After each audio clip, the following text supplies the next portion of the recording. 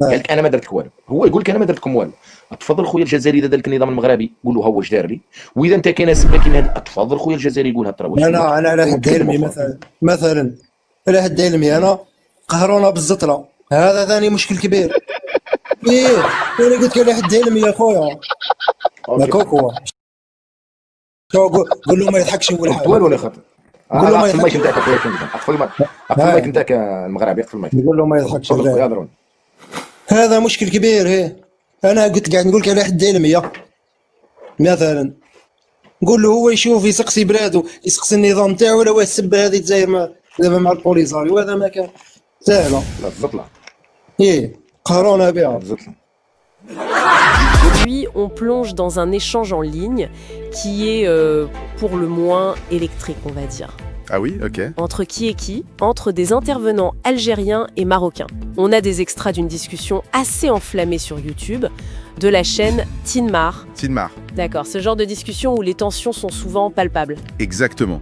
Et l'idée, c'est un peu de décortiquer ça, de voir les arguments, les accusations, bref, de comprendre un peu la dynamique. Oui, saisir les points de friction. C'est souvent très révélateur, ces échanges bruts. Voilà. Alors accrochez-vous parce que ça démarre très fort, directement avec une accusation.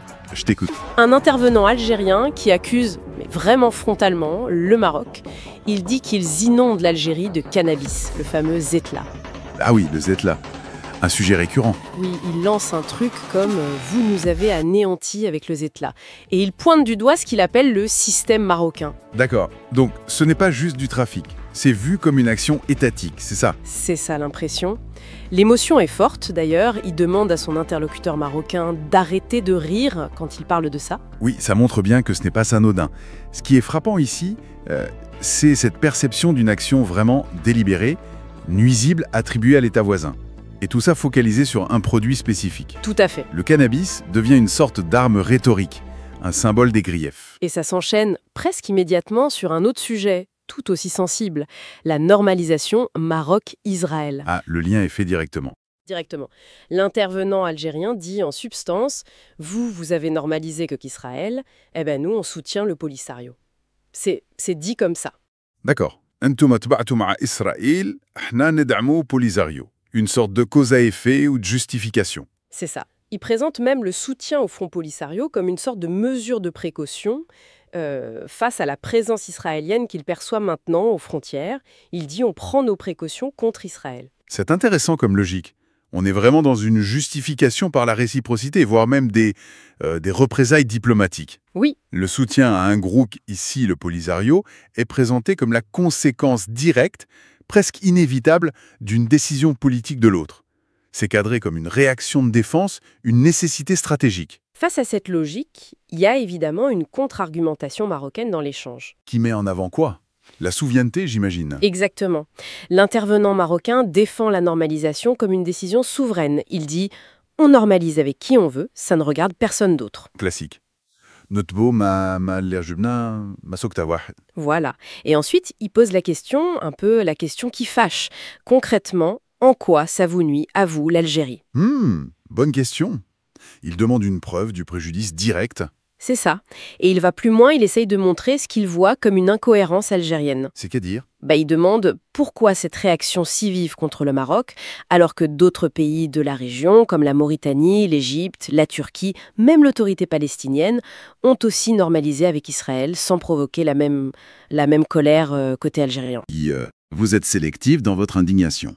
C'est l'idée. Il essaie de dépeindre la réaction algérienne comme disproportionnée et peut-être liée spécifiquement au contentieux bilatéral, plus qu'à la question israélienne elle-même. C'est une façon de retourner l'argument. Et puis, le débat dérape. Le ton monte encore quand on parle des actions concrètes du Polisario. Ah, sur le terrain. Oui. L'Algérien affirme que le Polisario, certes soutenu par Alger, n'a jamais attaqué le Maroc militairement. Ils ne vous ont pas frappé avec des armes. D'accord. Et la réponse marocaine ? Elle est véhémente. Le Marocain conteste ça fortement. Il parle de victimes récentes, un mort, 3 blessés, suite à des tirs de roquettes. Attribué au Polisario, implicitement ou explicitement? Oui, il dit 4 roquettes nous sont tombées dessus, l'implication est claire. Donc là, on est sur une contestation des faits très directe. C'est typique de ces situations de conflit larvé. Chaque camp a sa propre lecture des événements, souvent complètement incompatible avec celle de l'autre. Ça rend le dialogue quasi impossible. Oui, ça nourrit la méfiance. Et il y a un détail que j'ai trouvé intéressant aussi. Lequel? L'intervenant algérien, à un moment, il précise qu'il est opposant au régime de son pays. Ah oui. Nana Moir, les Renivon et Dom Jazairi. C'est ça. Mais, malgré ça, sur cette question précise du Polisario face à la normalisation marocaine, il adopte complètement la ligne officielle algérienne. Il dit que c'est une affaire d'intérêt national qui dépasse les clivages politiques intérieurs. C'est fascinant comme dynamique. Ça montre bien comment la politique étrangère, surtout quand il y a cette perception d'un rival ou d'une menace extérieure, peut parfois ressouder, disons, au-delà des oppositions internes. Oui, la fibre nationaliste peut prendre le dessus. Exactement. Le sentiment d'une cause supérieure ou d'un intérêt national primordial peut brouiller les lignes politiques habituelles. C'est souvent là que le discours de l'État, même critiqué par ailleurs, trouve un écho très fort. Bon, alors, si on essaye de synthétiser un peu ce qu'on a entendu dans cet échange, on a quoi? Mais on a des accusations très lourdes sur le Tennabis comme outil de déstabilisation. Oui. On a ce lien très fort, très explicite fait par l'Algérien entre la normalisation Maroc-Israël et le soutien au Polisario. En face, une défense marocaine axée sur la souveraineté et qui pointe une sorte de deux poids deux mesures de la part de l'Algérie. Voilà. Et puis ce désaccord total sur les faits, sur les actions récentes du Polisario. Est-ce qu'il y a eu attaque ou pas? Tout à fait. Cet extrait, même court, il illustre vraiment bien comment les grandes manœuvres diplomatiques, les vieux contentieux, les discours nationaux, tout ça s'entrechoque. Et ça se répercute jusqu'au niveau individuel, dans des discussions en ligne parfois très, très passionnées. Exactement. Et ça soulève une question un peu plus large, je trouve. Laquelle? Mais dans quelle mesure est-ce que ces échanges en ligne, souvent très enflammés, sont un reflet fidèle des vraies stratégies des États? Et où commence la part de la rhétorique individuelle, de l'émotion brute qui est peut-être amplifiée, voire déformée par ces plateformes numériques? Finalement, où est la frontière entre le discours politique officiel et sa réappropriation, parfois passionnelle, par les citoyens en ligne? C'est une question complexe. Il semble que le débat est très passionné et porte sur des sujets délicats entre l'Algérie et le Maroc. Si vous avez besoin d'une analyse plus poussée des échanges ou des réactions des participants, n'hésitez pas.